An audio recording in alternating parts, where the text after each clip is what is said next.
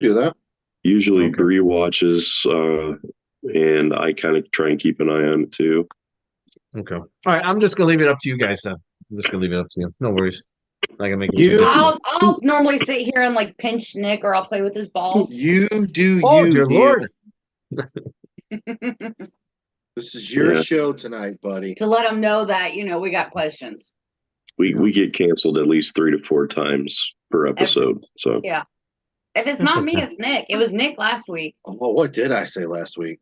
retard. No, it No, wasn't. it was worse no. than that. Oh, will they take you off for that? No, he No, just likes trust to me, make I've fun of said Nick about 'cause anything you could possibly say he really has.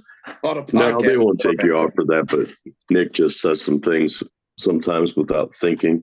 Mouth works faster than the brain. Yeah. Don't worry, I won't swear when we get started. Oh, you can swear as much as you want. Oh yeah, we're actually live on YouTube right now. Yeah. Are we really?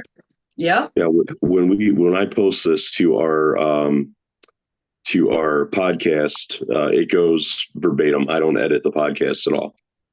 I put an intro song at the beginning, and the rest, whatever you say, is on the internet forever. All right. So we're being recorded. We're not recording, right?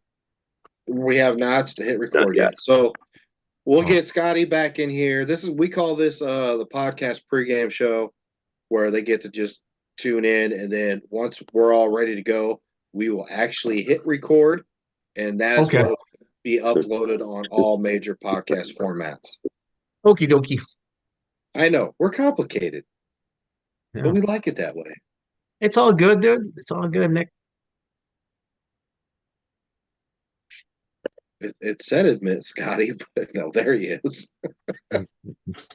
Here is my buddy, my pal, my chum. Hello. Hello. Oh, dear Lord, it's Scotty Rorek. There he is. Here I is. Looks like he's hunting Bigfoot right now. I am. It's crazy. He was hunting Slimer a minute ago. Exactly. That's what you should get as a backdrop of Slimer, Scotty. Well, I don't It will look like the member of Slimer.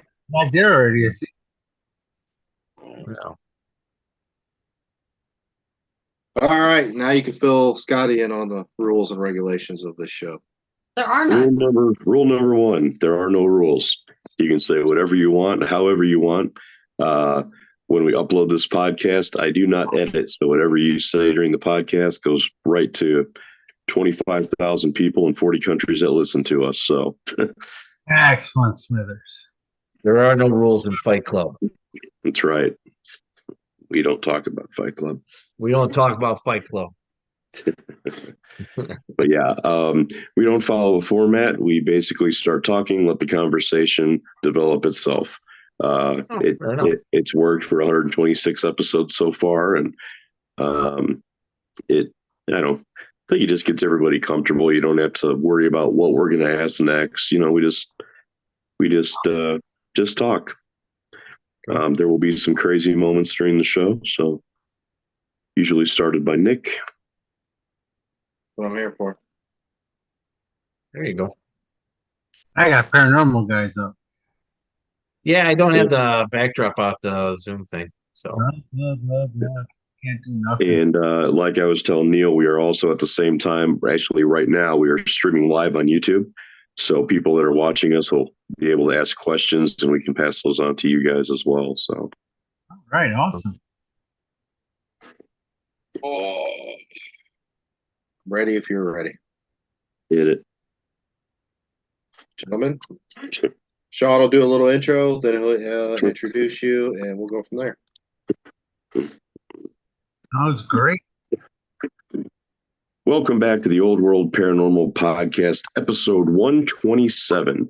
To all of our listeners out there in more than 40 countries, thank you for listening to our crazy asses every week. In case you haven't noticed, you guys on YouTube, we have moved from Mondays to Tuesdays because apparently Nick thinks he can bowl, and it was that much worth moving the day.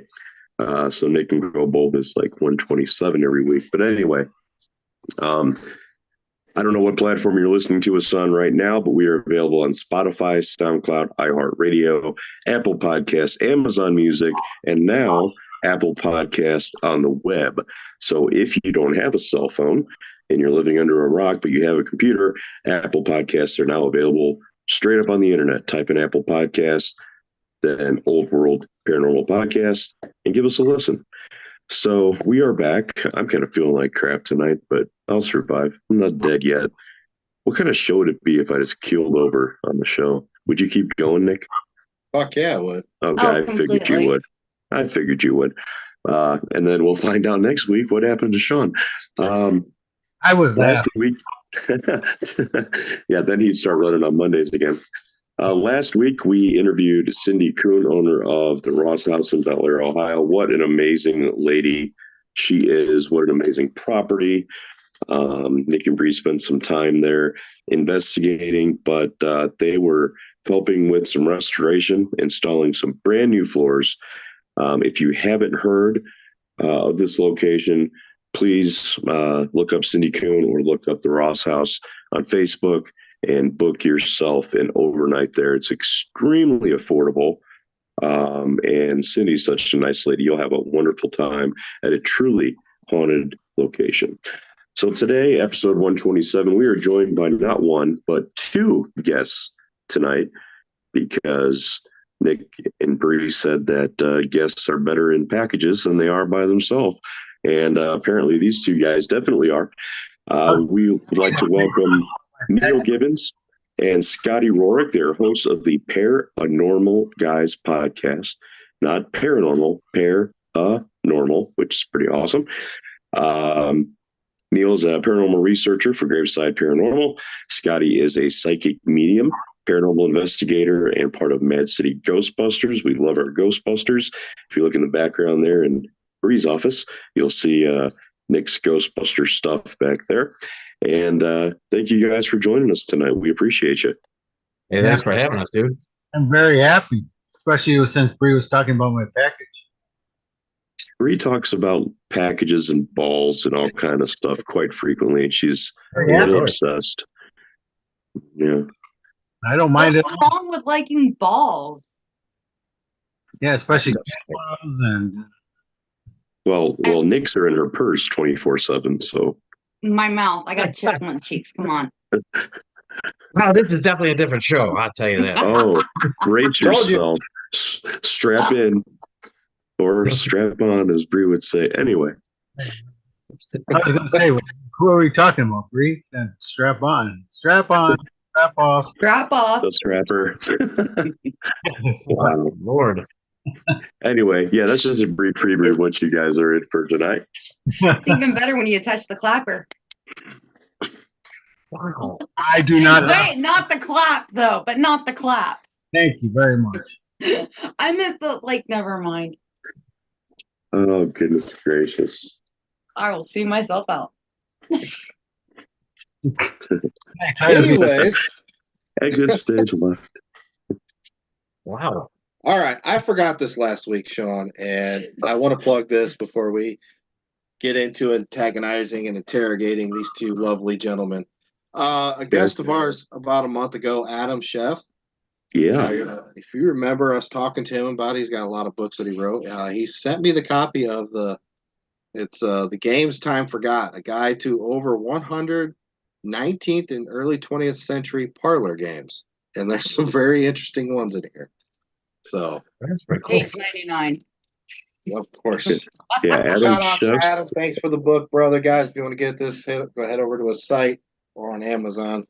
Adam Sheff's the Victorian historian.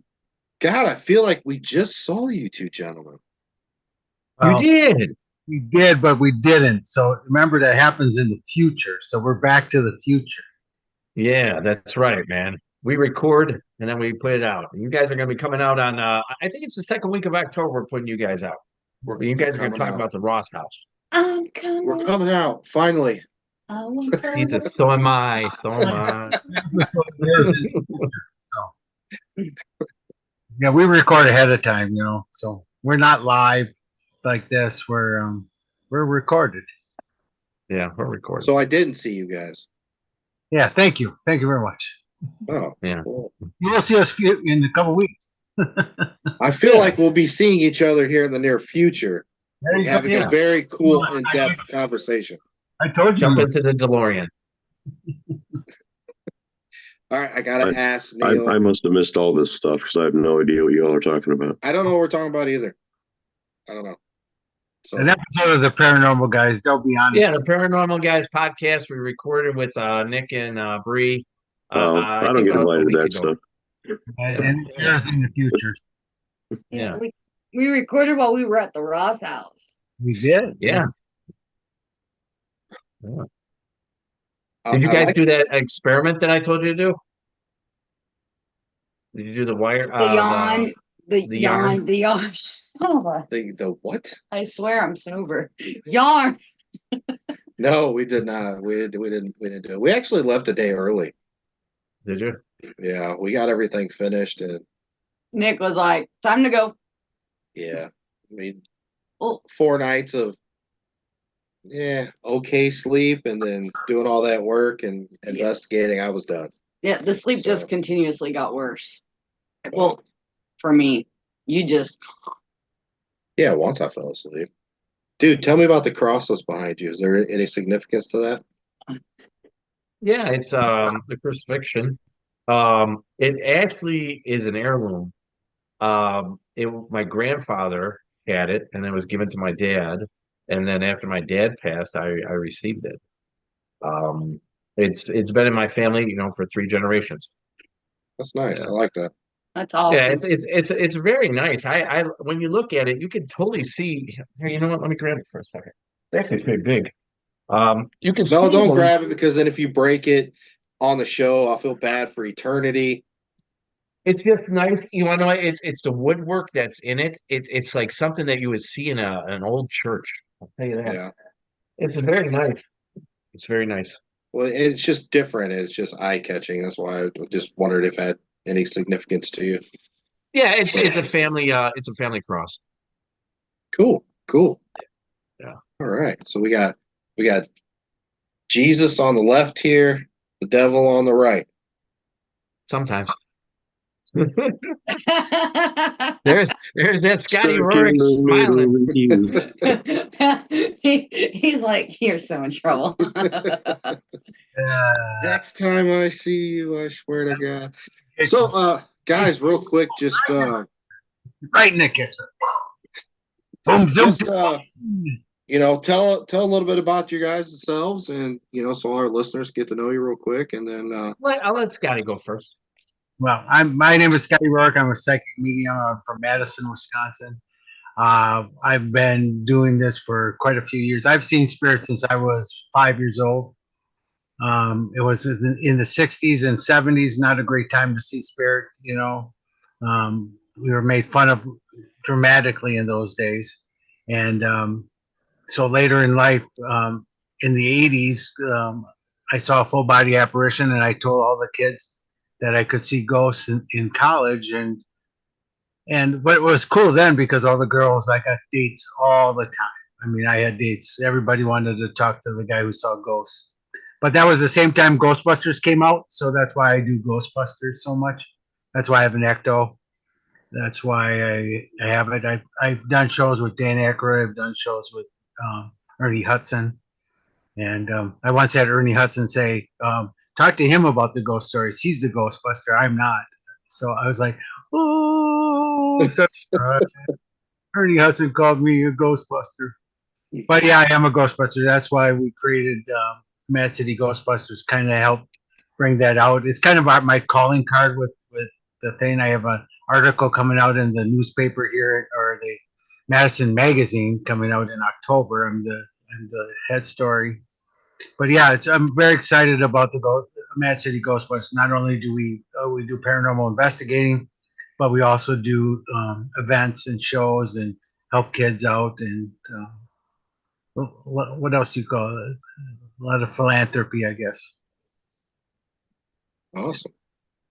And I talk to dead people. Yeah. And he's my mentor. Yes. And Neal next. Oh wait, Neal, you're not dead. So You can talk. No. Sean looks dead, but he's still alive. I think. Mr. Neal? Sir. So my name is Neal Gibbons. I grew up on the south side of Chicago. What are you guys staring at? You guys look like you're looking at something that's scary as hell. Do you hear that, Nick? South side of Chicago. You know what that means. Pew pew, motherfucker. Gary? Actually, no, I was thinking White Sox, but whatever. Oh, White Sox. Oh, you want to know The what's cat funny, just Sean? launched onto a top shelf. I that we didn't practically realize grew you up could get at on. Comiskey Park, man. So you used to go to that too when like you would go every 4 seats there would be like a pole in front of you. You remember the old Comiskey? It was quite a while ago, but yeah, I remember. Yeah. Well, we used to sit in the outfield, of course, but my greatest memory was I'll tell you how long ago this was. Raleigh Fingers was there at the ballpark, and he was they were throwing balls around, and I remember I asked him if I could have a ball, and he autographed and gave me a baseball. I was probably like 6, 7, 8 years old. Yeah. But I'll never forget that. Comiskey Park was, back in the day, was amazing. It was Dude, it was, man. Was Raleigh playing for the Brewers then? What's that? Was Raleigh playing for the Brewers? Pirates. Oh, Pirates then. Okay, so you moved on. Yep. But yeah, that was. But see, I'm a North Sider. I go to a lot of Cubs games. Okay, well then you and Nick will get along great. You and Nick will get along just fine, I guess. Cubbies. Love my Cubbies. I mean, I like the Cubs. Don't get me wrong. I'm a Chicago fan. It's just I grew up on the South Side, and I got introduced to it by my dad. So, but I grew up on the South Side. I run a thing called Graveside Paranormal Ghost Tours. I do ghost tours throughout Chicago. I've been doing it for the last 8 or 9 years, and we do investigations, just like a lot of other people do. When I hold events, and we take you on a 4-hour excursion out into the night. We go to bars and restaurants as we go along, and I tell you all the stories of the South Side of Chicago. I try to get you as close as I can to the sites because you can't go into cemeteries at night. I did have a deal with one of the cemeteries, what's known as Monk's Castle, but this year that one kind of fell through because there's always a Karen somewhere. And this Karen, she reached out to the priest who was there. He goes, Neal, we can't do it this year. We got some complaints. But the thing is, I run a very respectable thing. She thought all I'm doing was telling the stories. And this lady, she's just like, she wrote this letter to him. Please don't do it. We have family members there. So she gave it to the archdiocese. And so we got closed down on that. But so I come up with different ideas as I go along. Yeah, there's always a freaking Karen ruined at something. Man, there is. I'm telling you, man, there's always somebody who has to put in their 2 cents when they're the small minority of something. It's amazing to me how people listen to the small minority when the majority of people are like, I want to have a good time, you know? Do you want to see what we're looking at? Yeah, I do, because you guys are like, what is that? Come here. What do you guys got, a monkey in the room? There's one of our cats, and he's Doing the box with your books. Come here. he's like, hell no, hell no. Come here. So I thought you guys had like some. Let him stay up there for Christ's sake. Look at that, Scotty. He wants to. You see that, Scotty? Yes. Come on down, baby. Well, I tried to pull him down, and he like did the dog in the bathtub like on the walls. Well, Like, now he comes down. Yeah, see, I asked him. Thanks, Scotty. We appreciate you. Thank you, Scott. Thank you, Scott. He said, come on down, and he did. See? We So got I was Dr. always- Seuss over here. Chicago would interest me in that. I know I took many trips to Chicago for the weekend, a lot of Cubs games, stayed downtown, and just walking around and seeing that architecture. And I love old churches and old buildings and stuff like that. I'm always, man, I want to get in that building. Man, I'd love to get in that building. And A lot of people, like take for instance the architecture you're talking about. A lot of the architecture, it falls back to the time right after the Chicago fire that was in 1871, right? So the fire happened, And after that, they had to rebuild. And a lot of these older buildings, they used to have emblems on these buildings so you identify what building you're going to. Like if you had to have a sanatorium, or if you had to have a building that was a hospital. Whereas now that we're in 2024, buildings have been renovated, but the tops of these buildings still have those symbols that are on there. And take, for instance, a sanatorium. Like there was a couple of sanatoriums in the Chicagoland area. And a lot of people don't know that they were in a former sanatorium. Like I worked for the sheriff's department for 30 years, right? I recently retired back in December. And we you start learning more and more about these old buildings. And I would go into some of these old buildings. And what I would do is I would look for, the symbols that are on top of the buildings and as much as I possibly could. Because if you see an old sanatorium, well, there might be a lot of really good residual hauntings that are going on inside some of these things, from dramatic things that are happening in timelines, people dying, they have TB, stuff like that. So in the Chicagoland area, it's full of it. Like, take for instance, me and Larry Eisler. You everybody knows Big Larry. We went to Bachelor's Grove the other day, and we actually was it last week? It was last week we went there, and we were doing some filming. I'm gonna tell you something. We were doing the Estes method out on the trail of Bachelor's Grove Cemetery, and he had me wear the glasses. He's got these new glasses that have the flickers and everything inside them. Oh right? yeah, I saw those. Yeah, They look like the steampunk type of things, yeah. right? And we were getting some good stuff. I'm telling everybody that trail, it's not the cemetery that's haunted in Chicago. It is the land that surrounds it. That's what's truly haunted. So we were getting some really good stuff. So here's what's interesting. I had to get on the phone and talk to somebody later on that night. And my hand to God, this is actually Scotty. This is the first time I've ever seen something like this. Like I've seen shadow people and this and that, right? I have never seen almost like a full apparition before, right? So I'm closing and this happens to me a lot because I get certain things that happen to me, like I'm in an empath, right? So I get attachments and they last for a couple of days. So I'm closing the blinds in my house, the drapes, and I see this woman walk past my, it never happened before in my whole life. And I'm talking to this guy, John, he's the owner of the Roth House, not the Ross House, the Roth House. And I said, John, you'll never believe what just happened, dude. He goes, what? I said, dude, I just saw a woman walk past my drapes. I go, I've never, ever seen anything like that in my life. And I swear, I've never seen anything like that ever in my life. That was the first time I ever saw an apparition. I don't know if I got something from Bachelor's Grove that day or what it was, but like I said, I've seen shadow people. You get them all over the damn place around here. Right. I've never in my own house. Let's talk about that. Okay. What'd you say, Scotty? He said, "What did the lady look like?" See, you want to know what she looked? It was like almost like a silhouette of like an old coin figure, like 1800s kind of look, the bun, the haircut, the bun in the back. Susan, what do they call that coin? The Susan B. Anthony, right?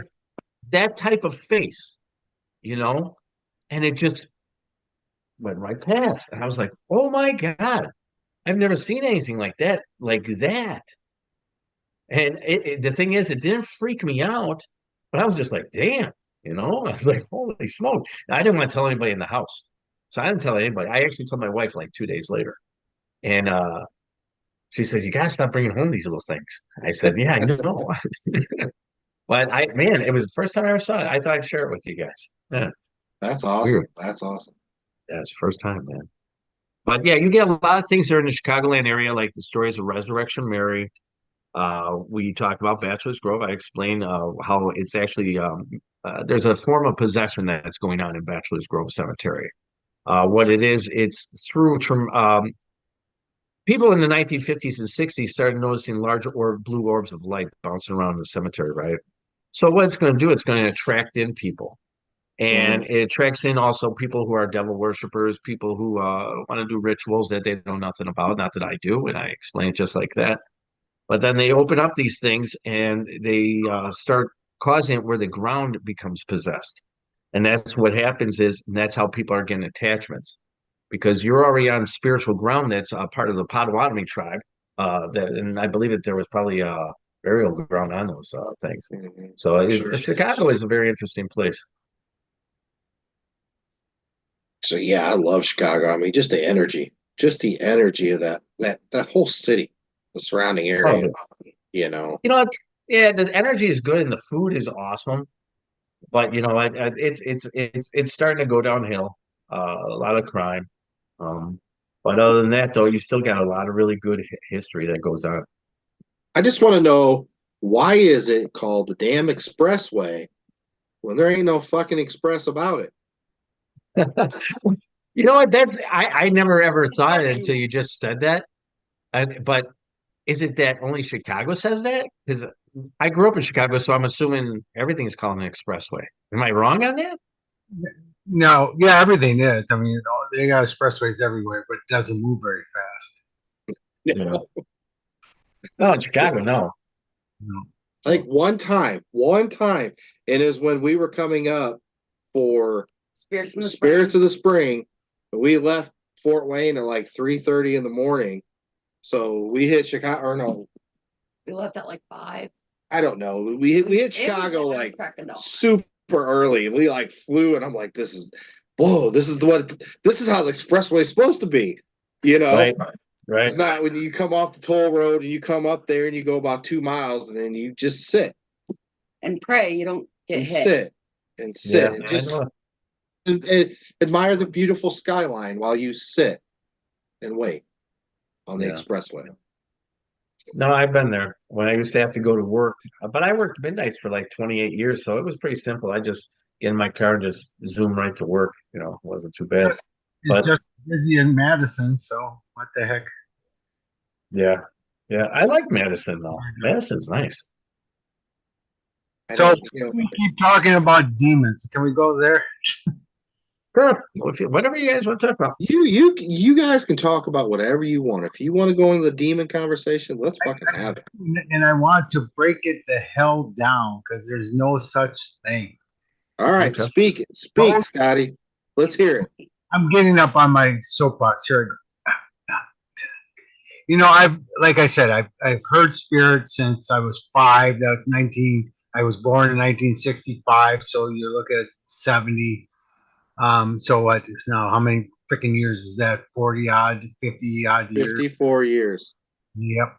So you look at that, and I've done readings for 54 years. I've talked to spirits for 54 years. Not once in 54 years have I ever talked to a spirit that's told me either about hell or about demons. Not once. So I don't know. Are they hiding from me and they don't want to talk to me because I don't know? Or is it not the fact that it's not there? Because I don't believe I don't believe my God punishes anyone to eternity of hell for anything. Because my God is a God of love. And whatever you do, you are forgiven once you understand it. I know Neal and I have had this discussion on our show. We've had this discussion where I believe you have to have life review and you have to atone to it. Yes. And I believe you have to see what you did well and what you didn't do well. So I call that life review. And once you're through that, then you go to heaven if you want to. If not, you stay here as a ghost. Either you're a spirit that goes to heaven or you're a ghost. Okay. But I've never, because I don't believe that, because I have kids, and I know, Bree, you have kids. Mm-hmm. And if your kid ever accidentally killed anyone, or even unpurposely killed anyone, would you condemn them to hell? I would still love them. I'd be upset, but I would still love them and right. My point is the help that they need. Right, that's my point. So why wouldn't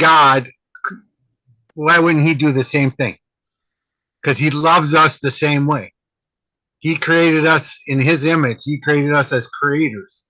He created us with love.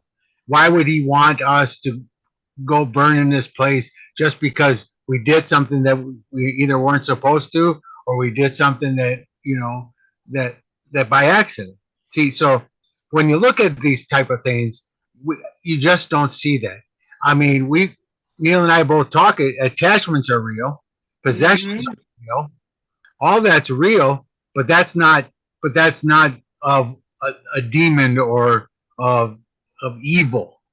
It's all the spirits that are around. Do you think there's only two options, where you go to heaven or you come back to this earthly plane as a spirit, or do you believe in the reincarnation process? I do definitely believe in reincarnation. Yeah. Okay. And I believe you choose yourself if you want to reincarnate or not. So we have the right, when we cross over to the other side, we can decide if what we want to do. We have our soul group, everyone that we meet in every life, we still continue to be with them, because Bree and I have known each other in other lives. So we just meet up again and we start working together again. And that's what we do. And that's why I clicked so well with Neal too, is because it's just our soul groups. And when you're in these soul groups, you have these people play different roles in your life. Sometimes they're your mom, sometimes you're your brother, sometimes they're the evil villain, or, a lot of reasons. I had a person in my life that I've had multiple lives with. In this life, played that evil person for me that caused me a lot of turmoil, but it also helped me grow. So that person came in this life for that reason, is no longer in my life, but came in for the reasons of my growth. So when you look at it that way, everything is for our growth. Everything, because we're part of God. And as a part of God, we are the creators. We create. So we create our own happiness. We create our own unhappiness. We do it. We create that. That's us. And then if everything in the world just went smooth, it would be nothing. It would be like watching a movie where the guy just drove across the country and you can see him stop and go bathroom and have something to eat and drive. Nobody would watch that movie. But if it had ups and downs and all this in it. That's kind of like real paranormal investigating. Correct. Very much. I mean, because if you just watch the normal one, it's not that exciting because we don't get everything every minute. Now, what do you think these? Okay, so you believe in God as in like what we picture God to be, like the Christianity version of God? No. Okay. No, that's where Neal and I differ. But you believe in a source, like a creator. Yeah, I do. I believe in the oneness. Now, with that being said, do you believe in angelic beings? I do. Now, if you talk about it, it depends on how you define angelic beings. If you define typically what we think of, Saint Michael, this, our vision as how we can understand it in our brain. This is how we put what Saint Michael would look like. Theoretically, does not look anything like that. It'd be something we couldn't even fathom. See, I don't believe in the angels either. I do believe that there are beings that have never incarnated here on earth, and maybe those are what you're talking about as angels, and people define them as angels. But I also believe that there are beings out there that could be angels, that are spirit guides, that are with us. Each one of us has one. So I think the definitions are just wrong because we're trying to put things to them. But I do believe that there are individuals, there are collectives, there are things that have never been here on earth. And if you maybe want to call those souls angels, then that's probably as close as you can come to a definition for that. So on the flip side of that coin, if you're saying what we're describing as an angelic being, probably something extraterrestrial that was not in like a human form, it's probably, you could say the same thing on the demonic side. If what we think is a demonic being, that's probably something extraterrestrial, maybe. It could be. See, because most of the things that we look at and that we spend time with, and they call evil, it's usually misunderstood spirits here on earth. People go, right.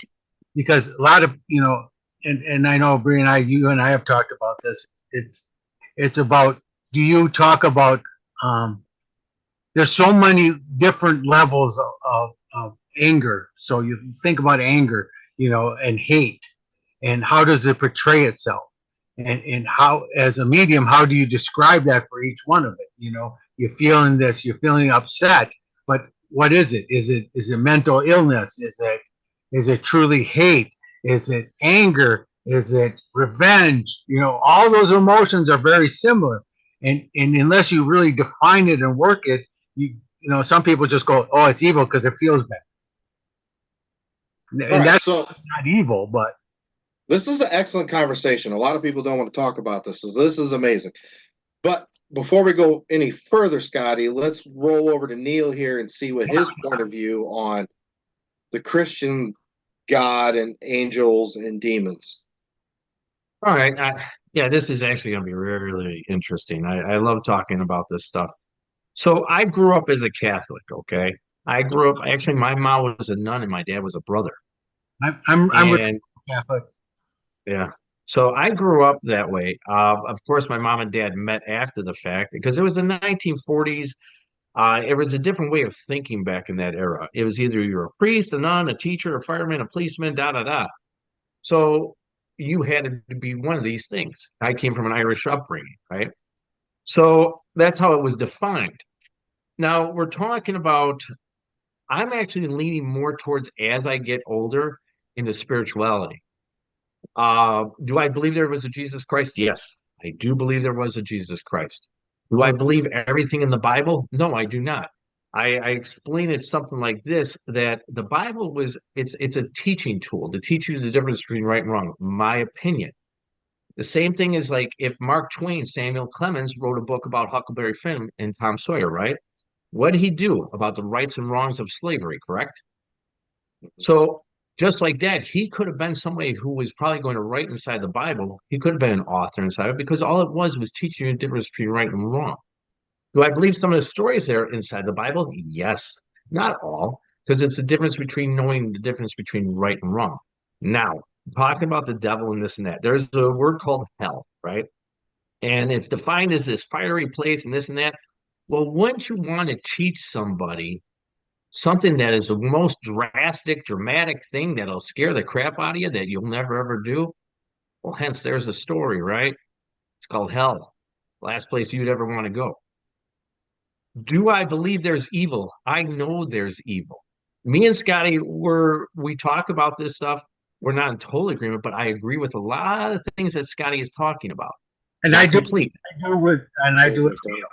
I find, everything he said so far, I agree with. It's right. So I'm going to tell you guys a story. There is evil. I know there's evil. I do too. I worked with psych criminals for 22 years. And I came across this young man some years back, many years ago. We were at this one jail. And the nurse and the psych worker said to me, Gibby, we all go by last names. My nickname is Gibby. They go, Gibby, go downstairs and go get this guy. And it's not that I'm the toughest guy in the room or anything like that. It's just I know how to do my job. It's what I do. So I go down to the basement. I see this big kid. He's about 24 years, 24, 25 years of age. Big kid, big kid. I start going up to him, and I've come across this before doing what I do. There is possession. And I believe that people do get possessed by evil spirits and influenced. That's my opinion. The thing is that this young man, as I started walking towards him, I started smelling the smell of burnt rubber tire. For me, that's a sign of possession, that smell. I've smelt it before on certain individuals. This individual, I asked him, I could also see he's a little simple-minded. So I said to him, hey, would you like to go to bed? He said, yeah, I'd like to go to bed. I said, can I take you upstairs and put you inside the cell? He said, yeah, I just want to go to bed. So we started going upstairs and we started just talking about superheroes. I'm trying to keep the conversation calm. He tells me his favorite superhero, and I tell him mine. I bring him into the place that we would call 2 North. That's a section of a building. And I take him in there, and the nurses go, just put him in, just put him in, just put him in. I said, all right, open him up. He puts his hand on my shoulder, and he looks directly in my eyes. He goes, we like you. I said, ooh. I said, I like you too. And I proceeded to put him inside of this cell, and I closed the door, and I told the nurse, I go, something's in that boy. And so that's not the end of our story.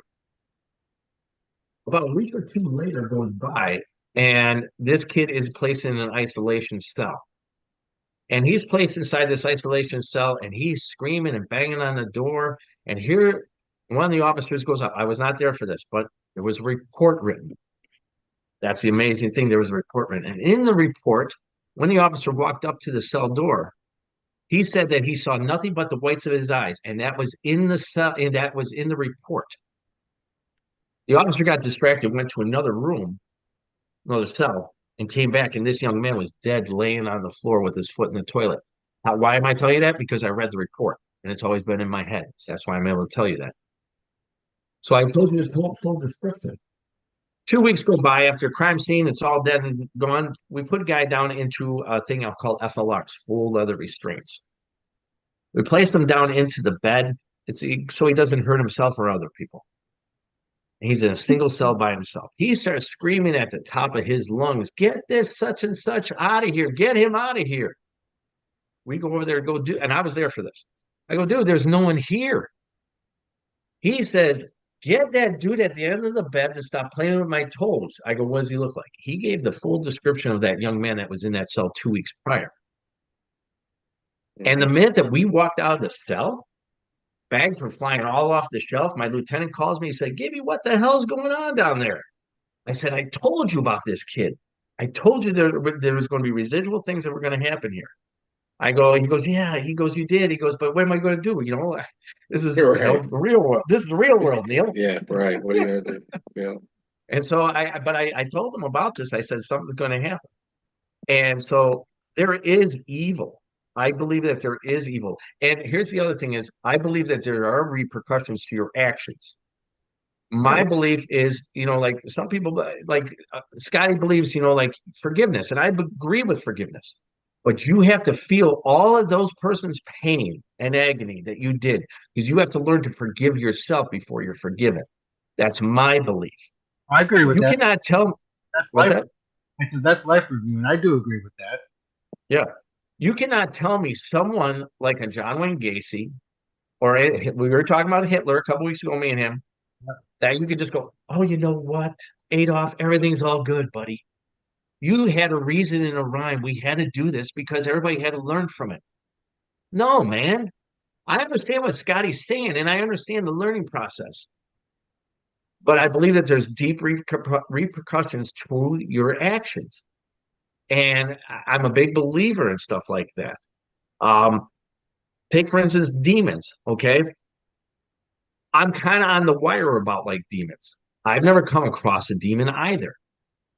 But I've come across a lot of evil things and people who are around that someone else is driving. And I've come across them doing the ghost tours that I do. You got to remember what we do. We are all a magnet for these people who come in. There is a lot of people out there who have mental illness, but also might have something spiritually wrong with them.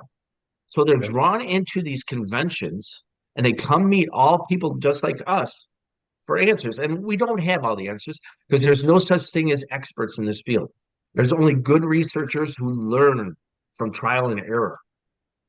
So they come in and we don't know. And like, I'll get their attachment of their energy and I go, "Oh my God, I'm feeling that energy." And it'll make you sick. For me, I get sick for a couple days because when we go to these things, we are reaching out to these people and we're talking and we're giving them their 110%.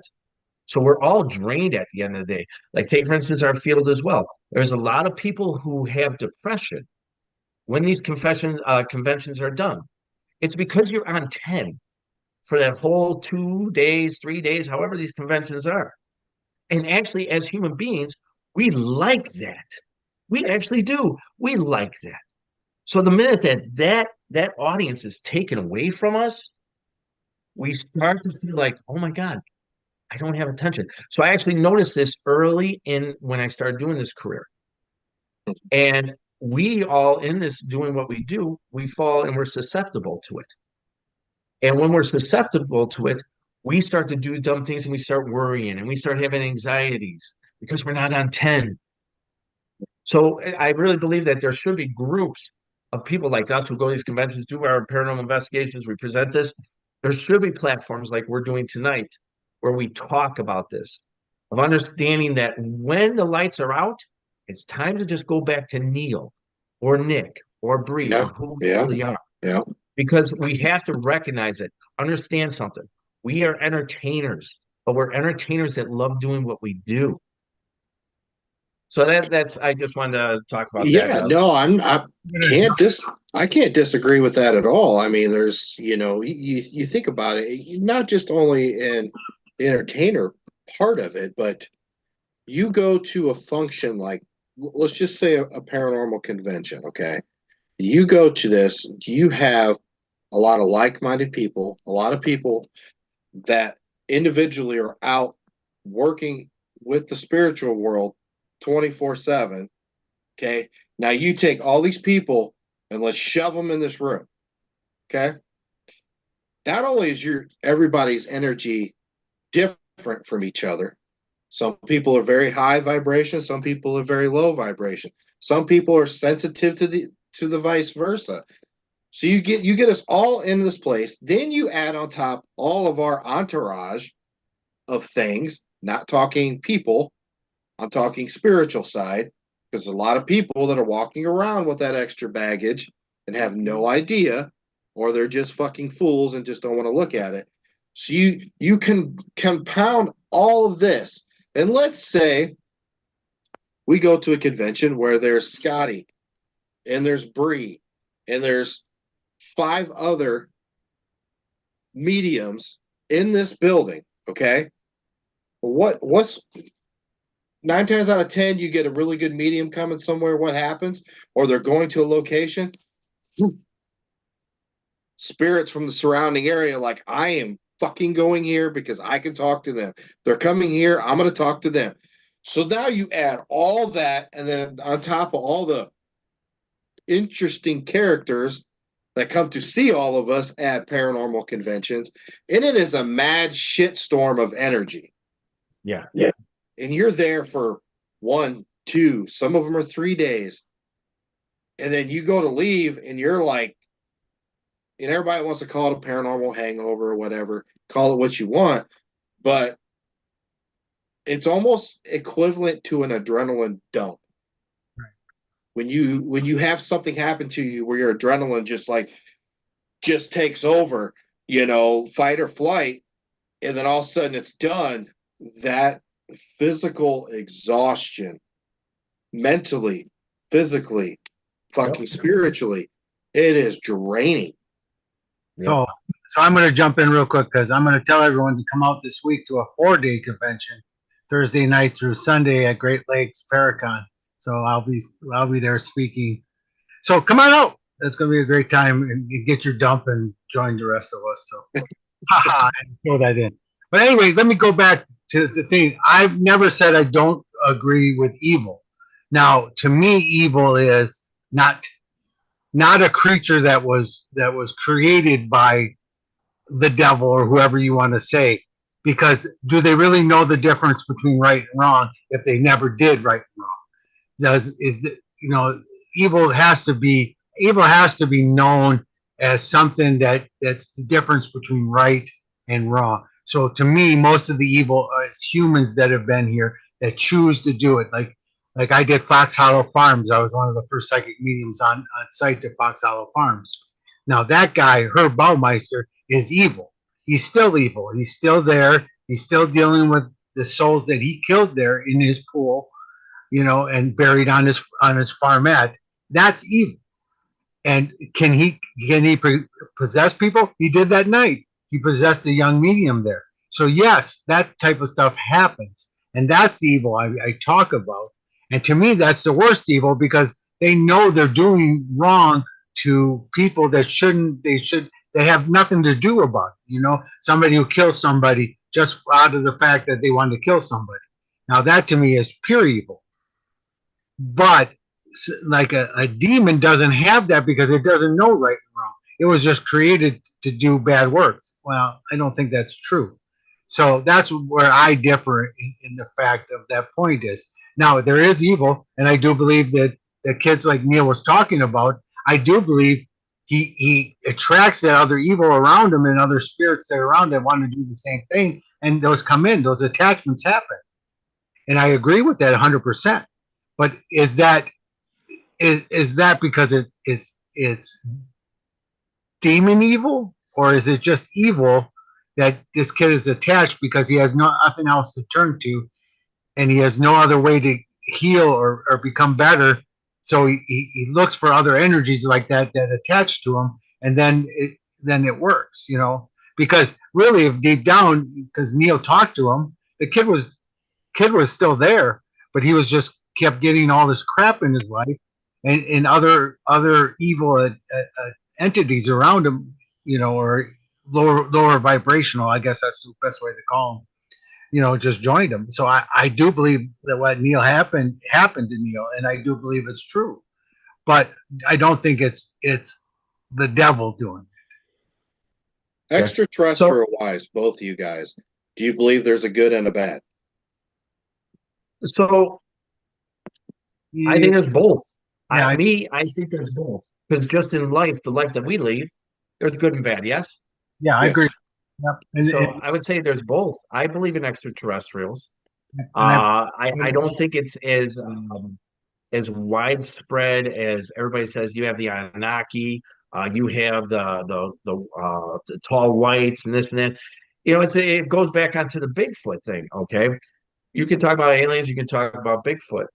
You have a creature, and I do, just so I believe in Bigfoot. I believe that there is a Bigfoot. Okay, but here's the thing: is we start giving out all these different names to all these Bigfoots when in biology, there's a thing called classification: kingdom, phylum, class, order, family, genus, species. Okay. And in this order, how can you give names to all these different Bigfoots if you've never caught one? That's the one thing I have a weird question about. I'm not saying there isn't one, because that one film, the Gimlin film, that was a Bigfoot, dude. I don't know what in the heck that was, but that was something that was not normal. But I just don't agree with that. You start making names for Yeti and this and that and this and that, maybe because it's a different color. But the minute that you catch one, which we haven't, you can't all of a sudden make a classification on each and every one of these things. And I'm not trying to insult the community. I'm just saying that we haven't even caught one, but yet we have all these different names for each and every one of these things. That's all I'm saying about that. So I'm going to piggyback off that because you kind of led into what I wanted to talk about next. But before we get there, so we have the human race, we have the spiritual side of it. Once we pass, we have extraterrestrial. What about nature? Something created by nature, an elemental, something manifested Native American, or even today, a lot of people dabble on the wrong side, manifest a lot of evil stuff. What about, let's just say nature. Are there good? Right. So let's talk nature for a second, okay? But let's get back to the alien thing for 1 second. All right. So there's a large G, small g equation, a theory and what that means is that there's a God, right? And that there's a smaller g, which we would call then aliens. Okay. So let's say there's a creator, large G. And there's then the creation, which is the small g. We'll say the aliens. Because a lot of people believe that aliens were here way before us. And I believe that. I believe in that as well. So what happens is through evolution, we're talking nature, right? Through evolution, that large G starts learning, just like we've learned. We've learned how to clone certain things, right? So then all of a sudden that small g becomes the large G. And then it makes a small g. And it's continually going and going and going. And that's like nature, right? It's a continuation, right? Would you agree? I'm following you. Yeah. So you have your large G and your small g, and this is just a revolution of a nature thing that continues to happen over and over again. So that's my belief in that for that part. And what was the question on the other part of nature that you were saying? I'm sorry. Manifesting. A lot of people talk about Native American aspects, skinwalkers and wendigos, stuff like that. Like in certain parts of the country, a skinwalker is called this, in certain parts it's a skinwalker. We have different elementals as well. We have people that refer to trolls and fairies, and which both of those on both sides. Or if you classify a troll or a fairy, you have good and bad in those as well. Do you gentlemen lean towards that at all? Do you think that exists? I do lean towards elementals because the Earth has a lot of powers, and especially if you're into the ley lines, it's very your energy changes very much in when you're on a specific ley line, and then if you're on the cross, it's even more. Now, do I necessarily believe in the good and evil? Well, I believe in good and evil aliens. I believe in Bigfoot. I believe we're a race of aliens. We're just here on Earth. We just call ourselves humans, but we're actually aliens because we've gone to other planets. We've done what we say they have done to us. So we're doing it just like them, and we're creating too. So, like Neal was saying, we're a small G right now that's creating, and maybe someday we'll become a large G, and the way we create because we're creating artificial parts. We're doing artificial AI. We're creating all this stuff. We're creating it, So, but I think too many. I think the biggest thing that I want to say is too many people will put too much emphasis on evil to blame things instead of taking ownership themselves. That's what I think. I'd agree. I would agree with that. So, I think that's I'm sorry. what you do. If you have a God, if you think it's the Christian God, the fluffy old white guy, or if you think it's just some source, any way you look at it, your God is an extraterrestrial. Yes. Yeah. I don't know. I don't know if he's an extraterrestrial. I know people have put out things like that, saying that. Now, when you're saying that, do you mean God or do you mean Jesus? Which define that? No, Jesus was a soul that was here on Earth. He was. Okay. And So I think no, I'm asking Nick. I'm asking Nick. Theoretically, yes. Greatest medium. Jesus came here like we came here as a soul entering a body, went through the process, died on the cross, was resurrected with his soul that came back. So, yes, no. You know what I'm saying? That's why I want to know. I want to see what you thought about that. That's why I brought it right back to you. Well, the only difference is in the Bible they reference them touching him. So you're touching him. Does it feel like human flesh? I don't know. We haven't got. I mean, we've seen the full body apparitions, but we haven't had the opportunity to touch them. We've all been touched. Bree, you've been touched. I know you've been touched. Yeah. You feel that tingly. Yeah. You know what though? When we were at the Ross house, we both woke up drenched in sweat and the fans and the AC were physically blocked. Yeah. So it makes me wonder now that this conversation is going, like my brain's going, okay, so if a spirit can physically block cold air, would it also be possible if they had the energy to manifest a body that we could actually touch because there was enough mass to block the cold air? I mean, the air in that room, the AC was set at 68, plus we had a big box fan, and we both woke up drenched in sweat. Like, he literally thought he pissed himself. So do they necessarily do that? Yeah, they could, but have they? I've never encountered it, but I've encountered what I felt like touching. I felt like them putting their hand on me. I felt it on my back, my shoulders. I feel my dad when he's here. I feel my spirit guide Steve when they're here. So I feel them when they're here, but I don't know how they touched them in those days. Ohio State Reformatory, guys. I literally got jumped by 4 or 5 spirits. I could feel the body blows, like punching me. I could feel the shanks. So, question it. I don't know. Do I believe Jesus died on a cross? Yes. I don't think it was that kind of cross, but I believe he died on a cross. Did he come back? Yes. But is it any different than what a spirit can do today? You can't say, and you can't say no to that. All right. So if I may, all right. So what you're getting into is you're getting into the resurrection. Okay. Am I correct on that? That's what you're asking. Yeah. Okay. So the resurrection of Christ after the third day that he was resurrected, and the apostles they saw him. Actually, it was Mary that saw him first. Um, so he was seen, and he said to them, "Please do not touch me, for I have not ascended to my Father yet." Okay.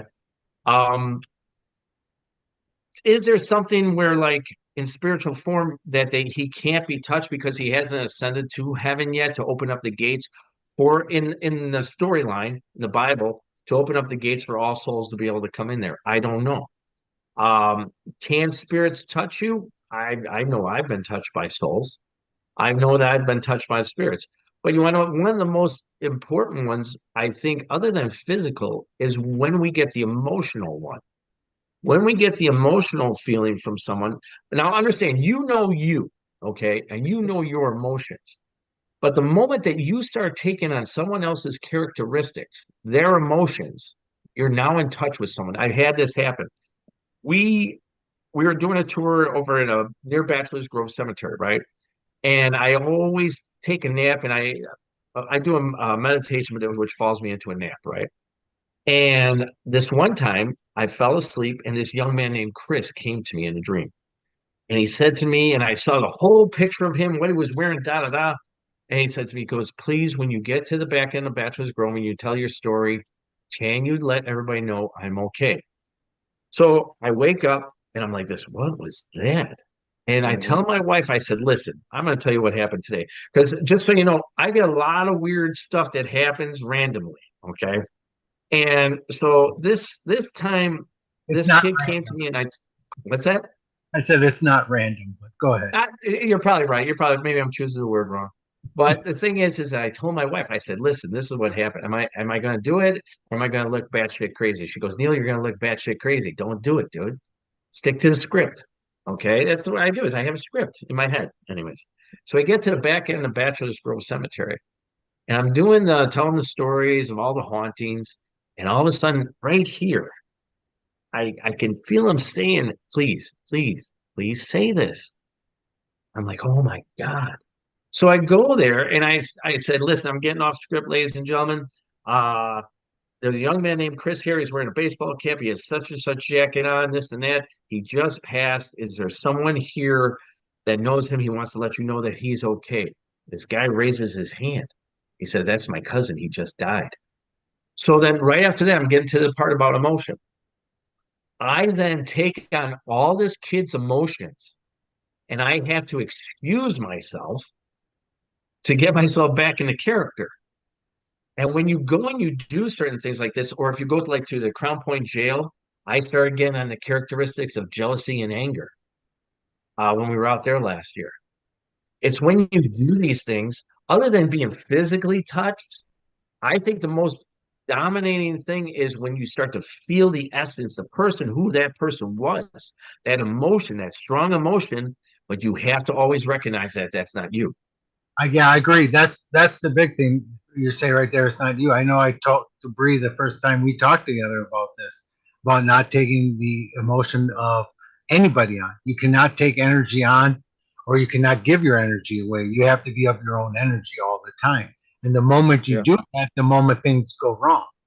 So, like I was doing Children of the Grave 2 with the Booth brothers. And in that movie, we were walking up this stair of this poorhouse. And there's a gentleman that came to me that was having a heart attack. And he came up to me, and I went, "Oh," I said, "Step back." I said, "That's not my heart attack. That's yours. But thank you for showing me that you had a heart attack. And now I can talk to you about you." So then a younger medium who had heart problems, and I didn't know it, but she had heart problems. She walked up the stairs, and all of a sudden she was telling everyone she's having a heart attack. I went, "Damn it." That guy came to her and was giving her the same thing. But this time she took the energy on because she didn't block it. So I said, okay, let me take you out of here. If not, we'll call 911 this moment I walk you out of the building. I walked her out of the building. She was fine. And it was because she took the energy of that spirit on. So when you take energy on that you're not supposed to, or you don't realize, like Neal said, you don't realize it's not yours, then you're in trouble. Yeah. So when I 100% agree with you, Neal, because when I reference locations and we talk about locations or she highlights locations and people ask us all the time our opinions and I will give it. But like for me, I will say this place is a true haunt. And they always look at me, they're like, what do you mean by it's a true haunt? And I'm like, because you can get it all. You can, have the equipment go off. Yes, you'll get the interaction. But not only that, you'll get to hear the disembodied voices. But the crazy thing is, what you need to be careful is being afflicted by them, being them where they take over your emotions, either good or bad, everything, it creates a shitstorm while you're in there. So I call them a true haunt. It's not like you're just going in there and hoping to get an EVP. No, you literally need to be on your toes, much like, up your guys' way, Broadhead Manor. Mm-hmm.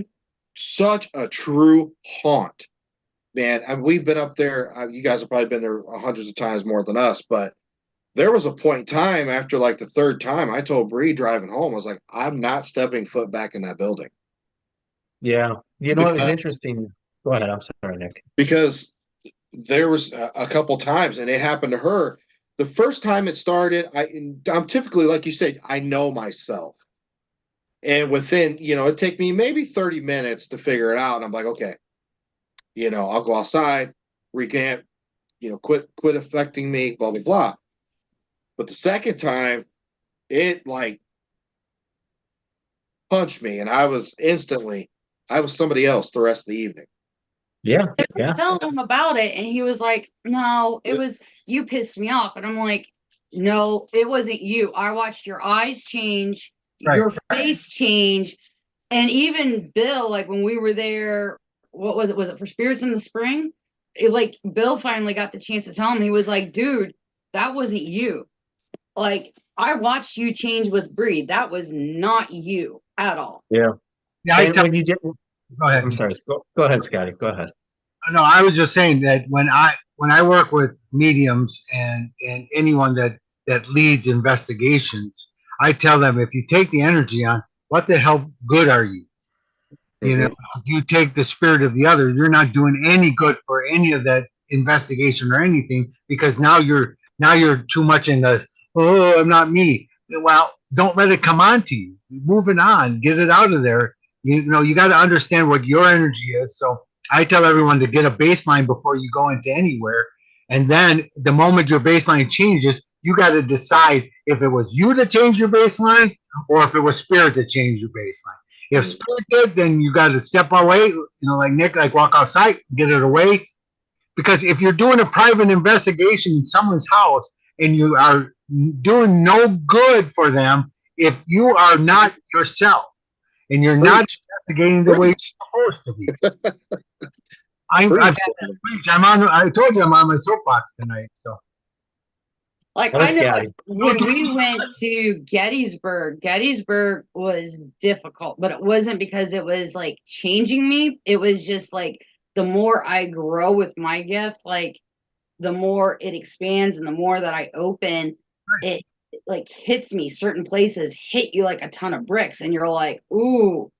And so like now it's like learning to not ooh, and it's like, okay, I see you, I hear you, I feel you. I'm not going to recognize you. Now, like if it's just Nick and I in the truck and we're driving, I'll be like, ooh, because it's just Nick and I. And like, I'm like trying to point out certain places or locations, but like learning in public places not to be like, ooh. And I think that that's something that a lot of people need to start realizing and recognizing how things do affect you more than what you realize when you even going to Walmart. Like I'll get quiet. We go to Walmart and I'm like, let's go. Like I'm one who used to be able to spend hours in a store, and now I'm just like, number one, it's Walmart. If you're gonna say something's hell, it's Walmart. Anyways, go ahead. I Well, agree. I can't stand Walmart. I never go to Walmart. I can. Oh my God, I hate Walmart. like I was always ordering groceries, and like now, like we'll go to the store, and I'm a person who I could like wander through a store, it wouldn't really bother me.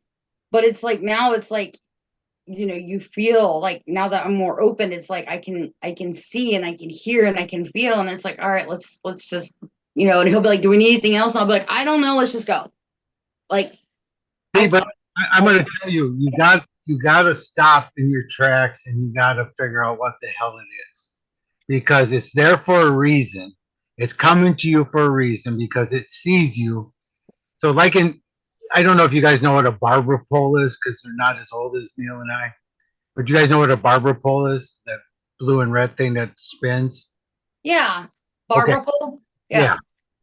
Anyway, so I always I have a barber shop. Oh, yeah. Yeah. So a barber pole, I say that's Not a what stripper pole.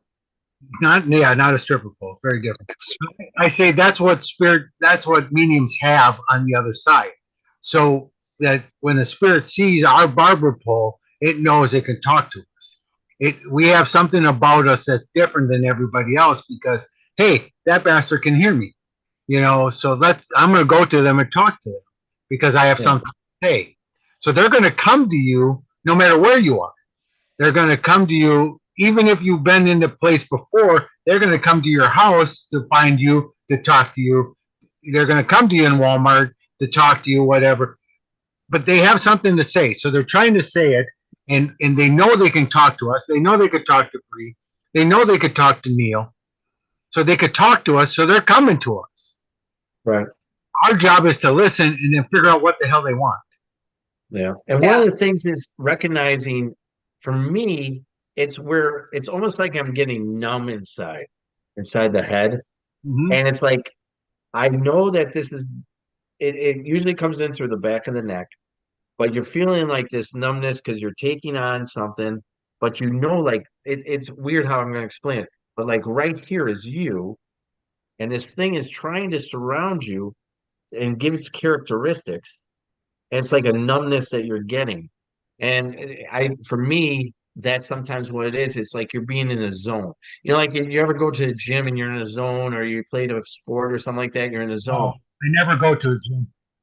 I know you don't.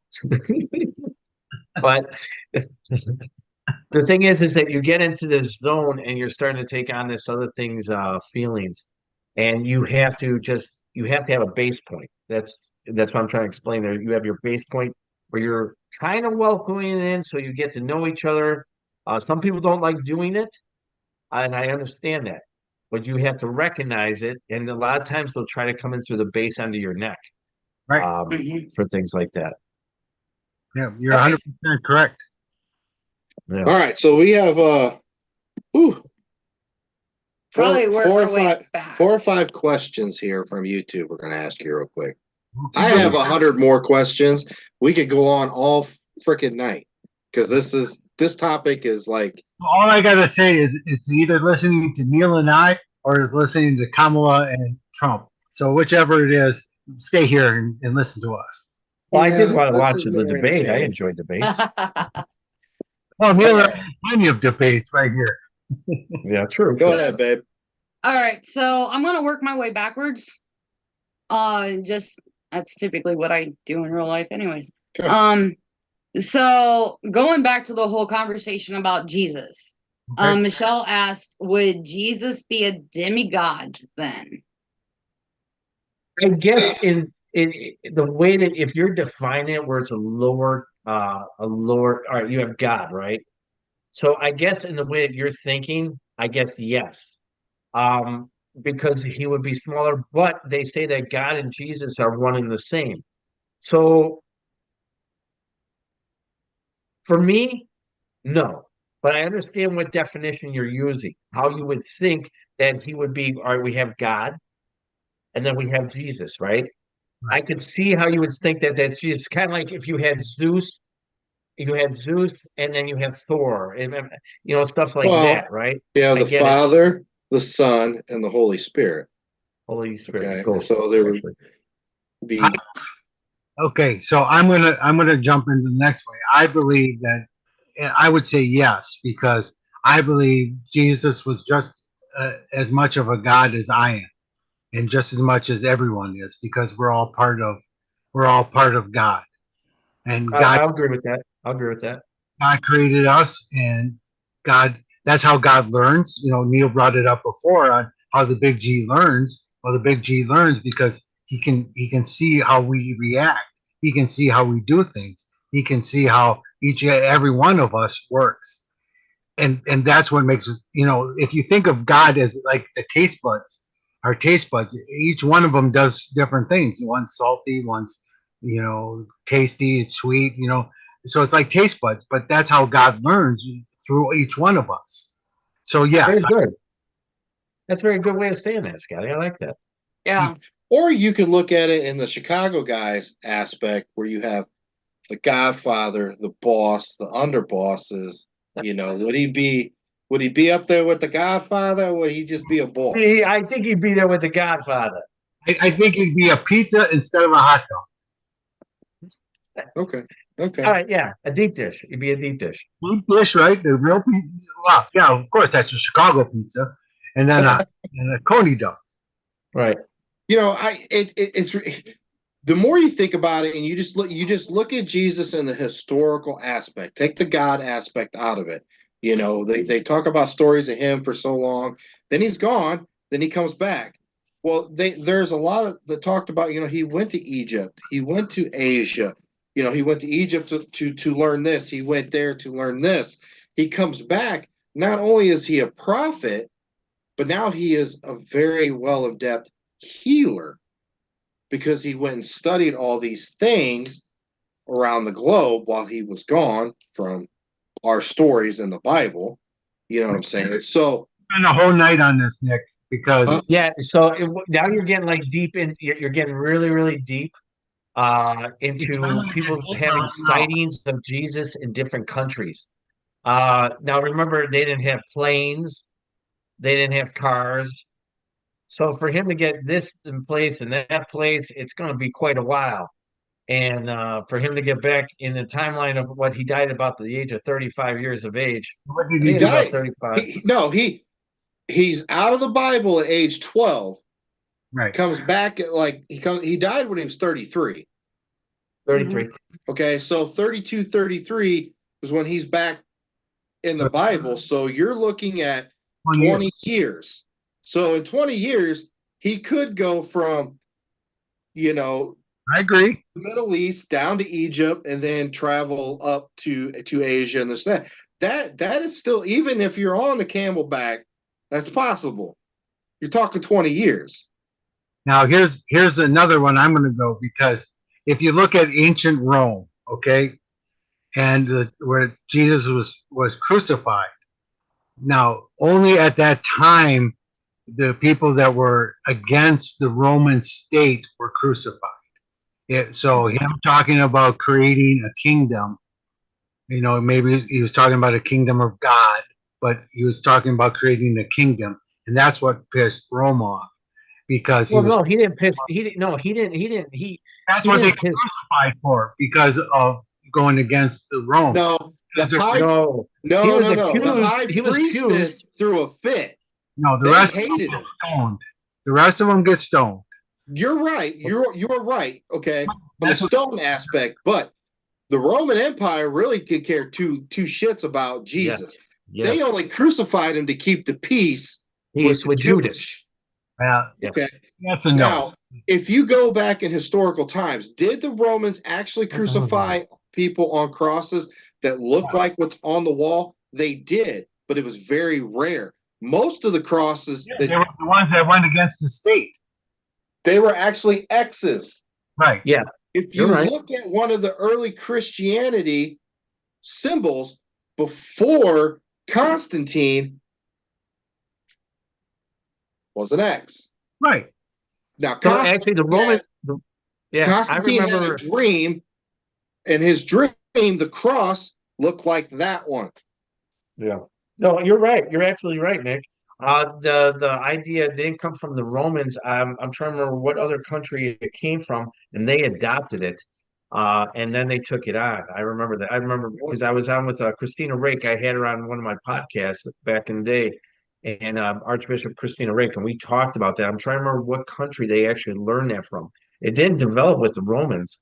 What's the country that used to be Constantine? Now it's not. What's that country? I don't know. It's named something different today. Okay, Google it. Free, Google it. Hold on. All right. No, guys, this is like one of my favorite subjects to dive into. Because I was raised Catholic. I was an altar boy. I was the whole 9 yards. Yeah. I was too. I used to get in so many fights with priests because they would say, I would say, how come you could talk to spirits and I can't? And then I said to one priest, and he got really ticked off at me. I said, how come I can talk to your dad and you can't talk to your dad? And he goes, what? And he goes, you got to use, what do they call that? What's that word? See, now I'm being Joe Biden all of a sudden. Come on, man. Come on, man. You know the thing. Yeah. All right, we got to get through some of these questions, or we're going to be. All right, let's get through the questions. All right, the next Nick, one is from Amber. Were you talking about Constantinople? Istanbul. Istanbul. Whatever Sean said is now instant. Yes. No, it's Turkey. Instant coffee. No, that was, they might be giants. Come on. All right. Istanbul is not Constantinople. No, Istanbul is not Constantinople. This is from Amber. Are they just different names for the same things? Talking about cryptids. Yes. So. Okay. Yeah. Bigfoot, Sasquatch, Yeti, et cetera, around the globe. It's called something different, but it's all the same thing. Right. It's based off people's cultures as well. So, and understand, once again, I'm not disrespecting the community, but I have a question. How is it that we can define all these different kinds? And I understand it could be culture coming up with a different name. Like you in Wisconsin come up with something, or you guys are Minnesota, right? No, we're Wisconsin. Wisconsin. You guys come up with a totally different, different word for something, right? A certain kind of spirit or something. And I understand that. But my point was to this is that until you catch one, you shouldn't come up with all these different kinds of things, saying that this is this such and such Yeti, or this is this kind of. You never had a classification because you never caught one yet. But I agree, they're out there, and I really believe that in our generation we're going to catch one. So in Indiana, our version of Bigfoot, we call those meth heads. Not just cryptids, paranormal perspective with angels, demons, etc. Okay. It was in Madison too. All right. Did you hear me? No, what? She goes, not just cryptids, paranormal perspective with angels, demons, etc. Yes. Okay. Once again, that's from people's religious aspects, right, where they have certain beliefs and that's what they were taught. Like take for instance the word angel. Scotty doesn't believe in the word angel, whereas somebody who grew up like with me and Nick in a Catholic upbringing, that was the word that was promoted to us. So that's the word that we use. He's saying more of an enlightening being that is out there. He's saying enlightening. That's the choice word that he's using. But in the end, we're still talking about the same kind of thing that brings us joy, brings us something to help us. No matter what, either I use the word angel or he uses the word enlightening being, it's still something that is to help us. Correct. I agree. 100%. Okay. There it is. So, how do you want me to not ask the next question? Go ahead. Ask next. Okay. So, how do you both see duality then? The yin to the yang, you can't have one without the other. Who says? Like, you can't have good without evil. You can't have evil without good. Who says? I mean, there's got to be balance. Who says? All right, so go ahead. Do you want to go, Scotty, or you want me to go? But I have to say, who says? I mean, who made that up? How is that a rule? How is that? Well, I mean, when you look at scientific perspective too, I mean, even science for every positive or negative, you've got the equal, if you do something negative, you're going to have that, Is it negative? It's an action to a reaction. That's all it is. But Well, like, duality. What they're talking about is like, you got good, you got bad. I Well, understand. yeah, I What mean, I'm saying is it just an action or a reaction? it's both. All right, Sort of- so if there's both, if all of a sudden I punch you in the mouth Yeah. and you punch me back, what's that reaction? So the action of me punching you in the mouth because I'm just a big jagoff, and I punch you in the mouth, But is your that? reaction is going to happen, and then you're going to punch me back. Yeah, I will. So But you're is it? going to have just like like good and bad. There Am is I good and bad. evil? Am I evil or are you evil? Are we both evil?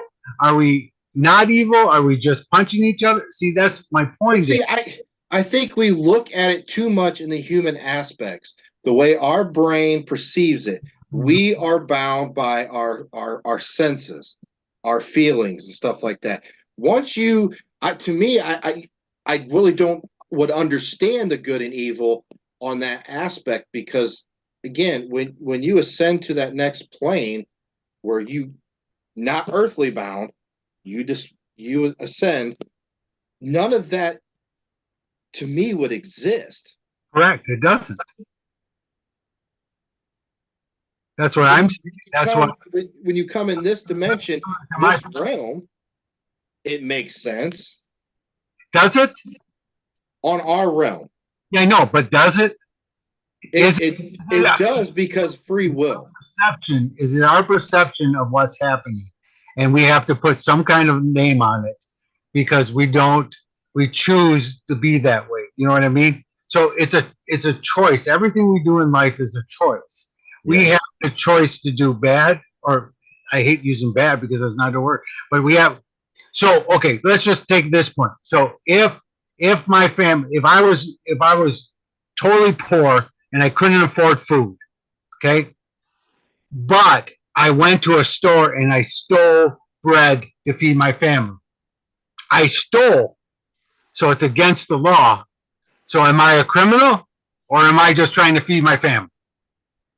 Well, you're both actually. It's a gray area. That's kind of You like a are gray now what area. you would consider a saint. Right, right. You know, but I understand. See, Nick, you're kind of going down my road with this. It's like, yes, I know because we have gone against societal norms because the society says we can't steal but I'm going to do anything in my life to protect my family. Sure, and that's understandable. I think everybody. I mean, is. it's understandable on a common sense level, right. okay, but not in all levels. I agree with you, but that's my point, and that's why I want to talk about. Say that again. Say that again, Neal. That it's understandable on a common sense level, as in if I'm hungry, I need to eat. My family's hungry, they need to eat. But it's not on all levels. Like take for instance the law level or anything like that. They're not going to look at a common sense type of thing. It's by the law. Whatever the law is written, that's how they're going to judge you on these things, unless you have a good common sense type judge. But I've been through this before, and it's amazing to me. Like I've been through cases where I had to help out certain officers in certain things. Whereas no matter what, it made sense that this person's actions was because of these person's actions upon them. Okay. But by the law, the rule, or something like that, what happens is they're going to probably rule in someone else's favor because whatever is written, and it doesn't make any damn sense to you, they're going to go by that. Period. I agree with you. But everything you said is in the human aspect. Mhm. What we're talking about is yin and yang, how they say in the universal aspect. You got to have good, you got to have the balance of bad. No, that's my point. It does not make sense on that level. On when you, I don't know if I don't know if there's actually a real balance. Here's the thing: is it really there that there's a balance? So for every three bad things that happen, three good things should happen.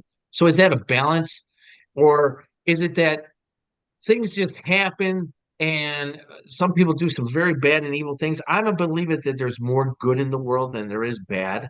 So I don't think there's an actual real balance. So if all of a sudden I go out and kill five people, okay, So is there something good that happened for 5 people over here that developed their life into something great and awesome? That's a balance, right? So for every life that I took out of the equation, am I now all of a sudden returning an equation with 5 more? There's no real balance. Or Flight 93, 500, how many people died that day? I don't know. Flight 93, I don't remember. We just visited there. 543 goes in my mind, but that's how many miles per hour they hit when they hit the ground. I think it was 90 something. All those people on Flight 93 sacrificed themselves in order. Let's say there was 80 people on that plane. 80 people sacrificed themselves and died to save who knows how many lives. Could have been 100, could have been 2,000. Right. Okay, I agree. I think, to me, it all comes down to it's not supposed to make sense to us while we're on our journey. I don't think we're in any aspect that's supposed to make sense to us. We are all here on an individual journey. You have chose this path to learn a lesson. Now, regardless of what that path is, even if you at some point end up killing somebody, okay, in some weird way, those two people's paths are intertwined for a reason for that to actually happen. Well, people would say, well, that's an awful thing to say. What about newborns and this or that?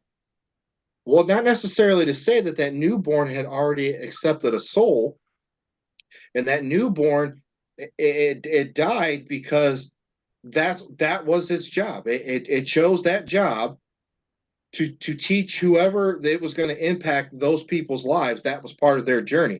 That's how it happened. 9/11, 2,000 some people died in 9/11. Who's to say at some point 2,000 souls on the other side was like, fuck it, what's the coolest way to go? I don't know.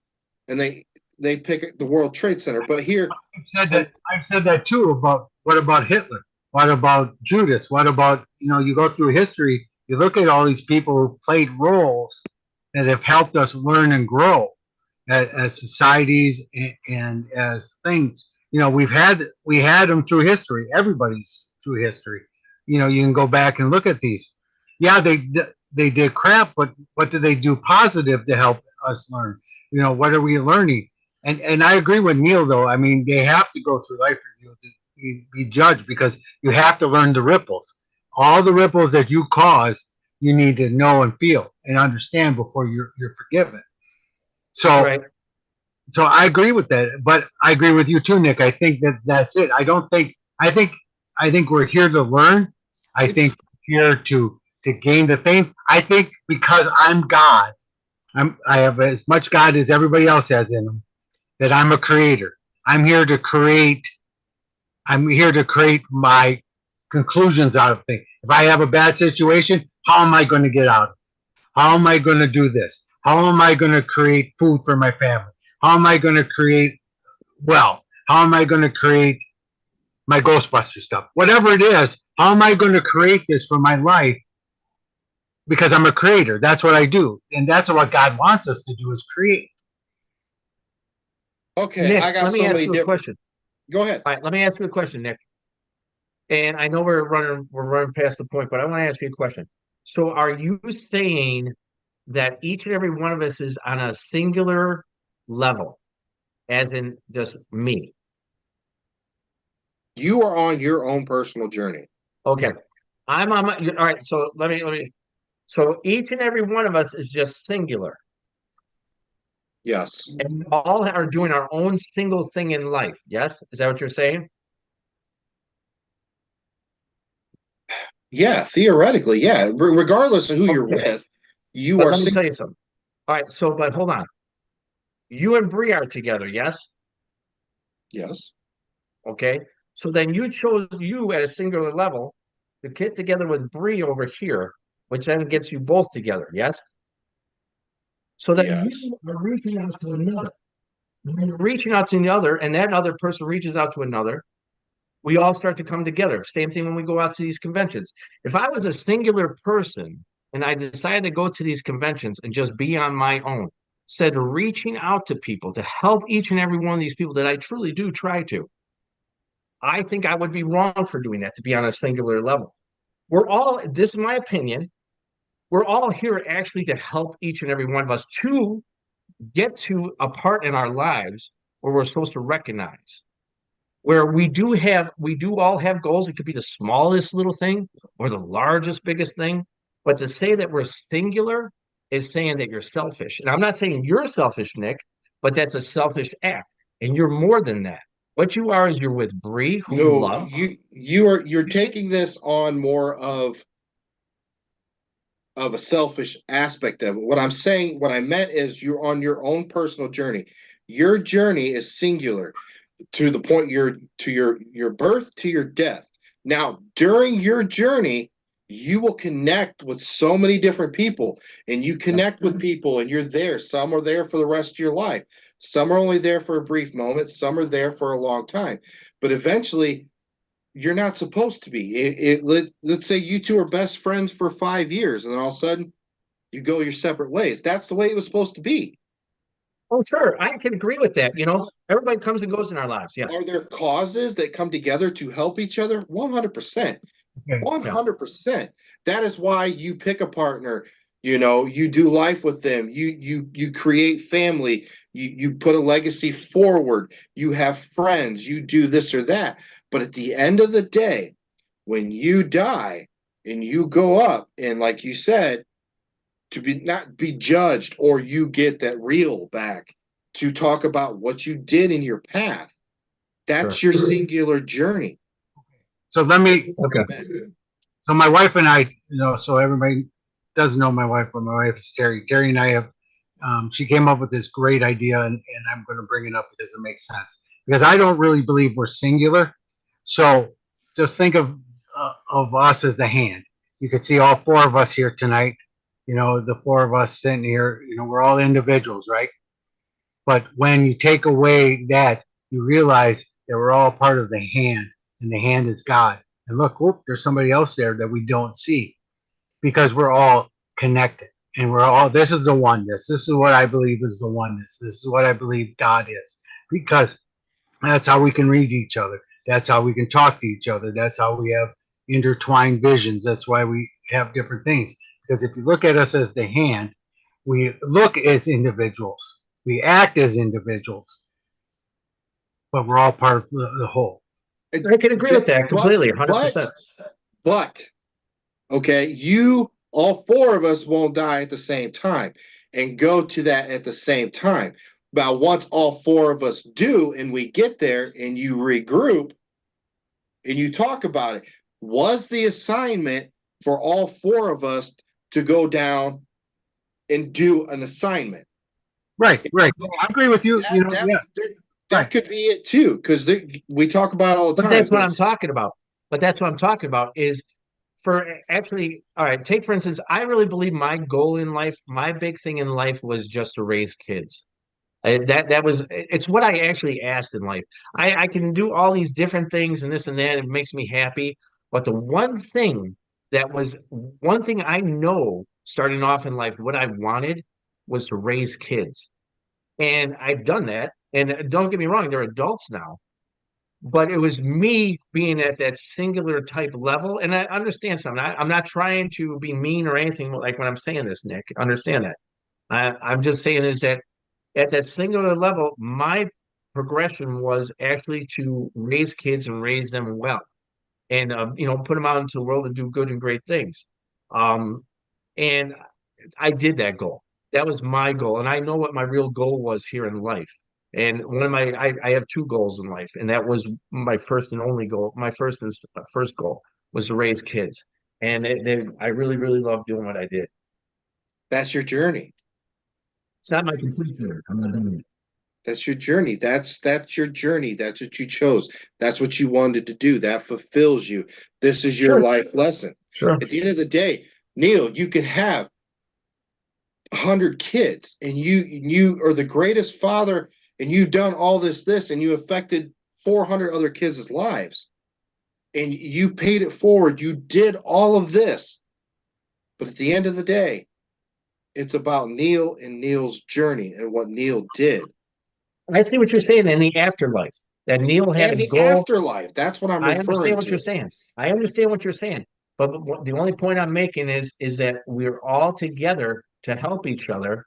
And when I'm here on this world here, I don't think about the goal that is set for me to proceed ahead and this and that. Because what will happen in life. I'll get to that point.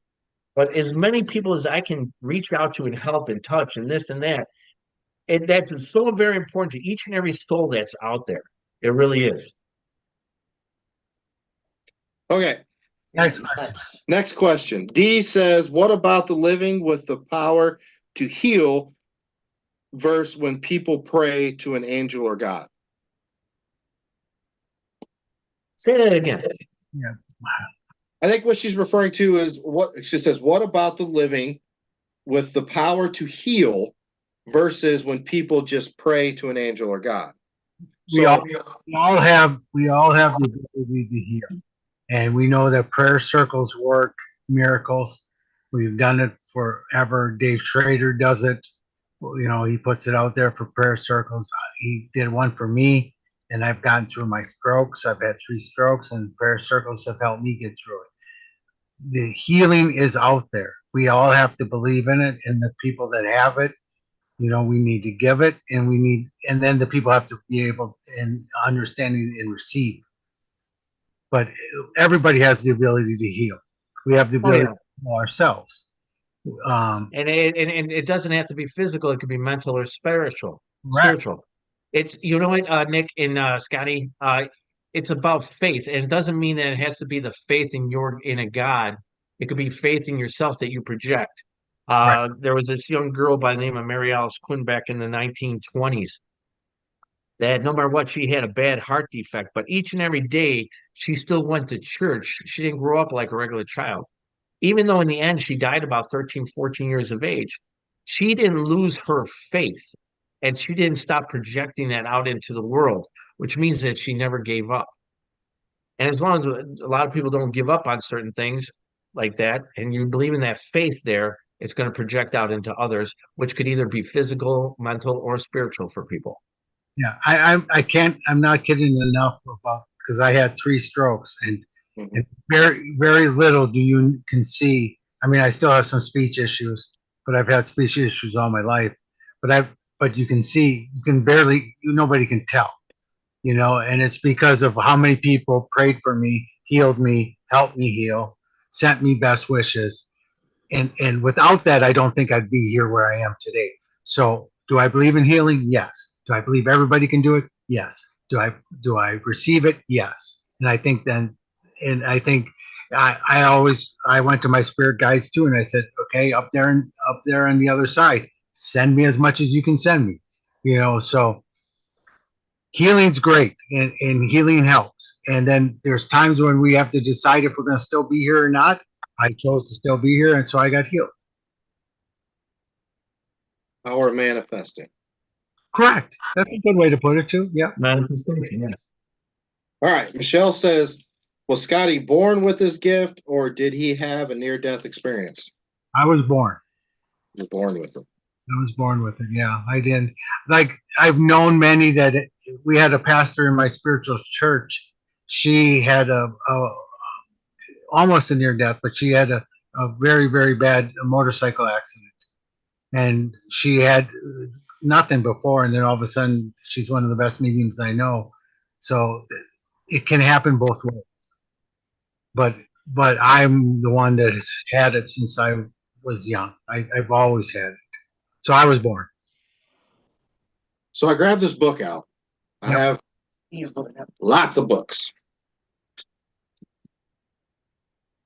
Can you read it? Oh, yeah, I read it already, for God's sakes, my man. Explain to me, there's 2-part questions to this. Explain to me how they got all these names and pictures of these things. And how do we know that's actually how to say their name?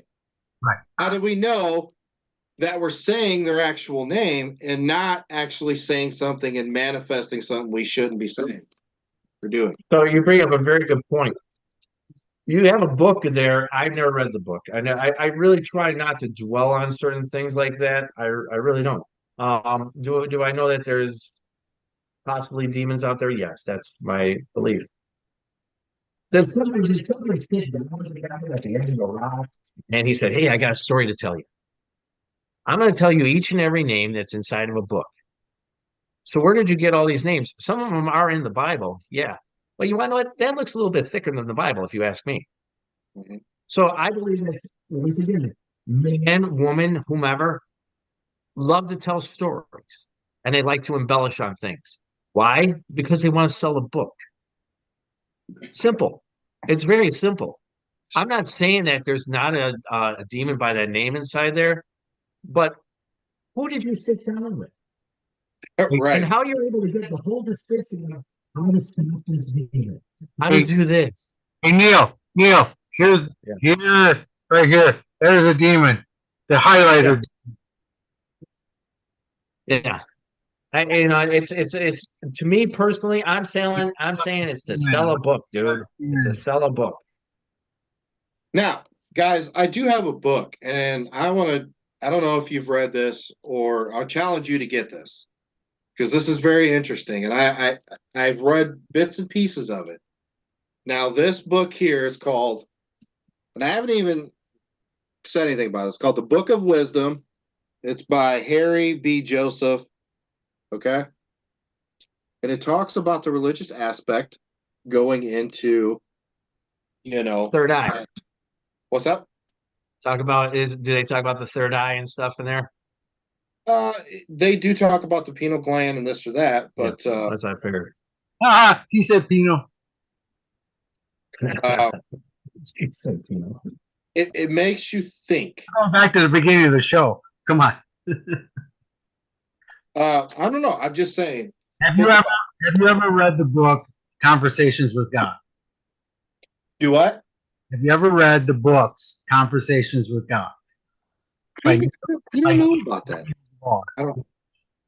I mean, each and every person is no different than the Bible. We could all pick one verse from the Bible. All five of us here could read it, and all five of us could take it each a different way. Correct. Yes. Oh, you're right. You're right. So, all right. Hi, Sean. So, So, Don, remember you said there was no rules tonight? So sorry. no rules. We had no rules. We just went on. Hey, I'm soaking all this up like a sponge. So we're going to ask you guys 3 questions. It's 3 questions we ask everybody that comes on the Old World Paranormal Podcast. Are you guys ready? Yeah. Knock yourself out. All right. First question. Tell all our listeners all around the globe a weird or interesting fact about yourselves. I'm Santa Claus. Yes. I'm Santa Claus. Not in real life. I play Santa Claus. I could see that.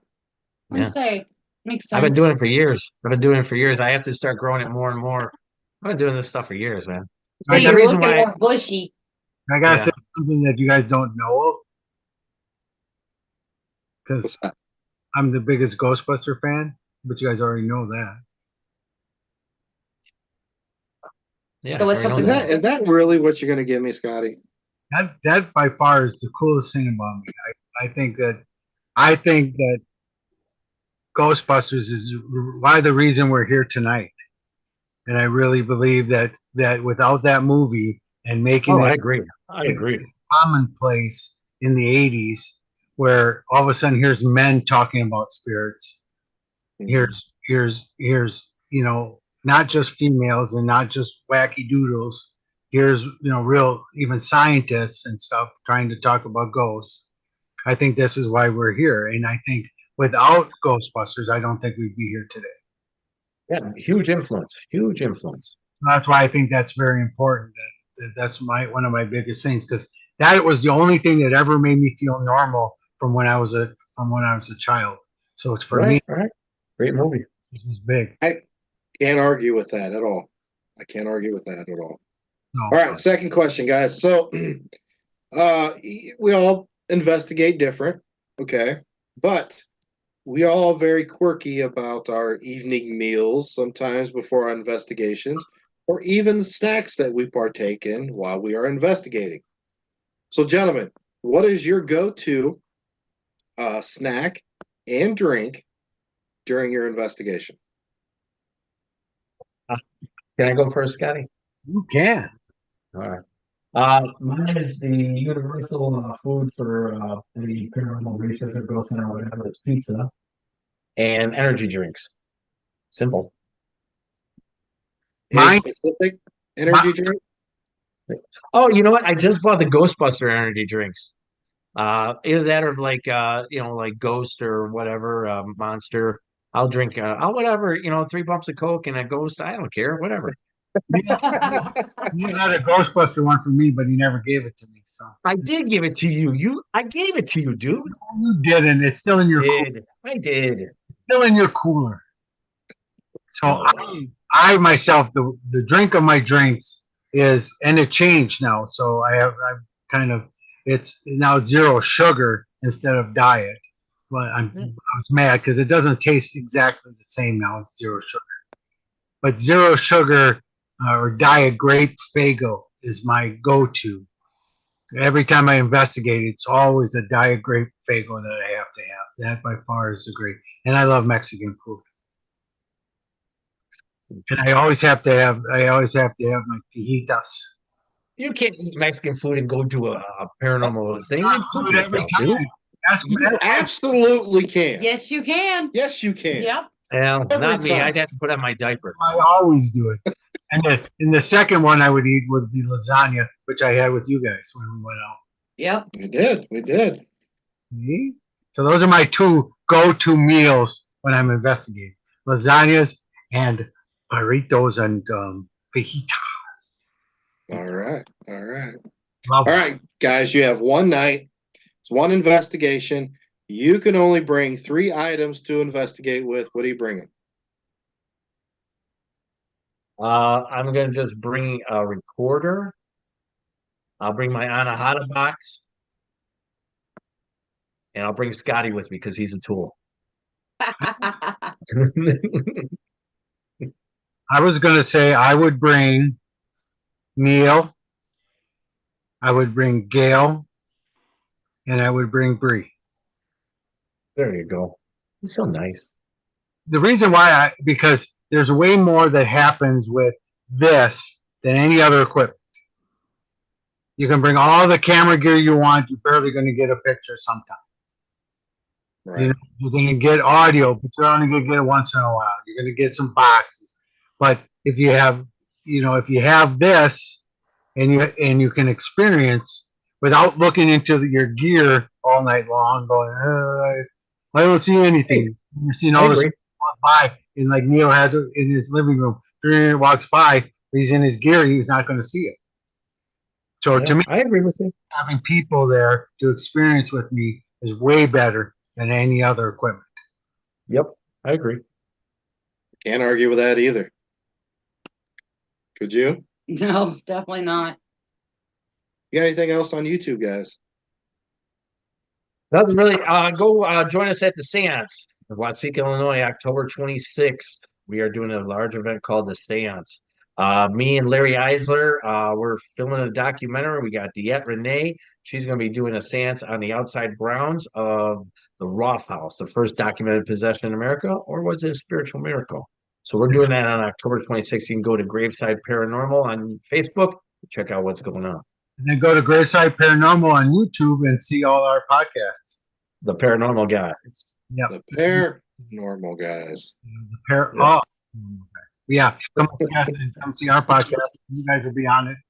And then this week, Thursday night, VIP night at the Great Lakes Paracon. So come on out. It's in Great Lakes. Is that still at the Glen Beulah School? It's at Glen Beulah, yes. So that'll be going on this whole weekend here. So it starts VIP night Thursday night, Friday starts the convention Saturday, and then I speak on Sunday. So there you go. Awesome. All right, gentlemen. Great conversation. I mean, literally, we could have just took one little subject and just ran with it all night. I know. Yeah. But which is great. I love that. I love that. So appreciate you guys coming on the podcast and dealing with us. And it didn't get really off course like it normally does. This is actually we really did a podcast tonight. Oh, wow. Normally we're a bunch of fucking idiots, and Even you said Pinot. did say penal. Well, thanks for having me, man, and thanks for having Scotty. I know it's a chore, but I know. It's tough. Hey, you chose this life, Neal. yeah, I did. Sort of. Literally, Sort of. you chose this life. And Yeah. We'll be here all day, Nick. We get into that. yeah, let's try that. He's never going to talk to me again. You know that, right? Oh no, I love this. Neal's I going to thought you'd avoid me at actually- all costs. By the way, guys, boo.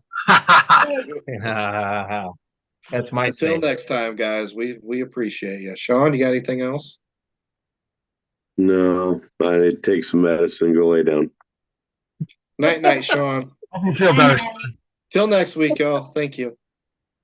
Bye, Bonds. Bye bye.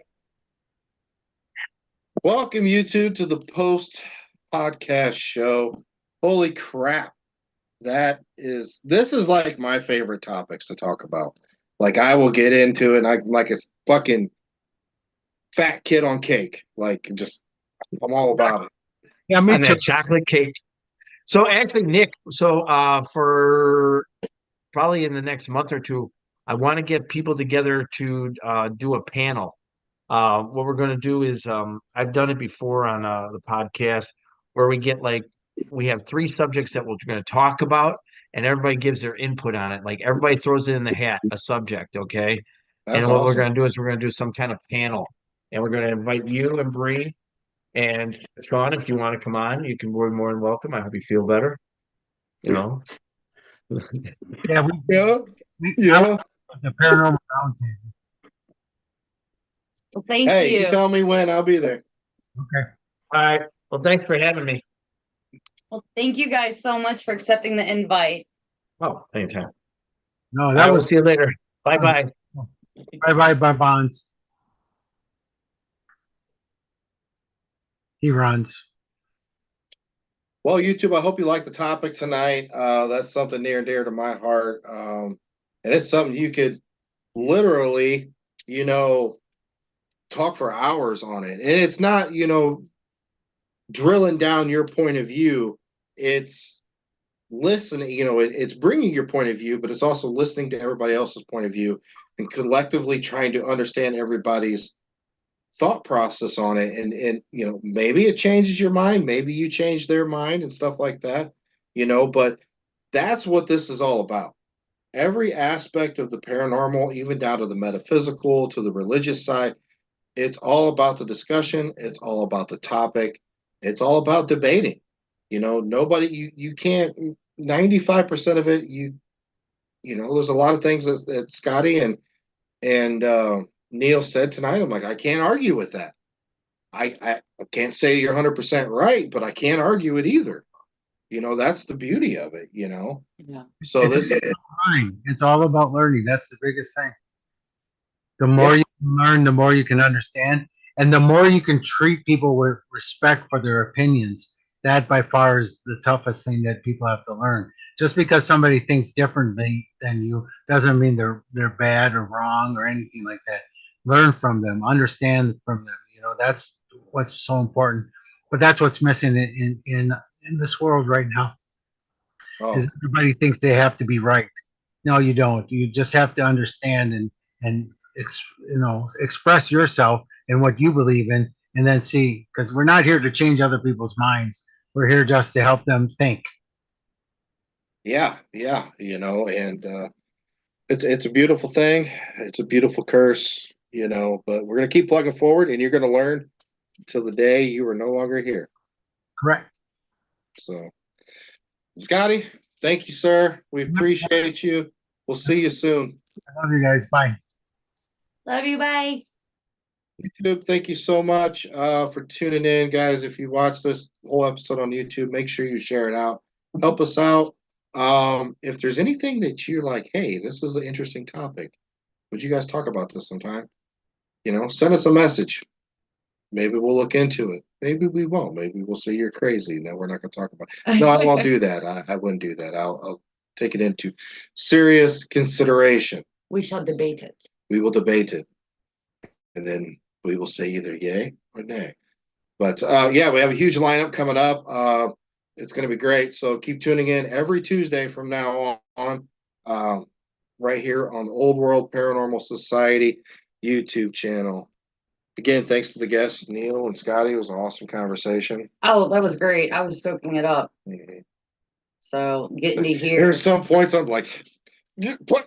I could tell by the look on your face, like you were just like, oh, like you were wanting to just put it, like spit out your thoughts. I do. I really want to spit out my thoughts, but it's not all about what I think. And sometimes I even have to control myself, like, stop, listen to them, and then rebuttal, Right.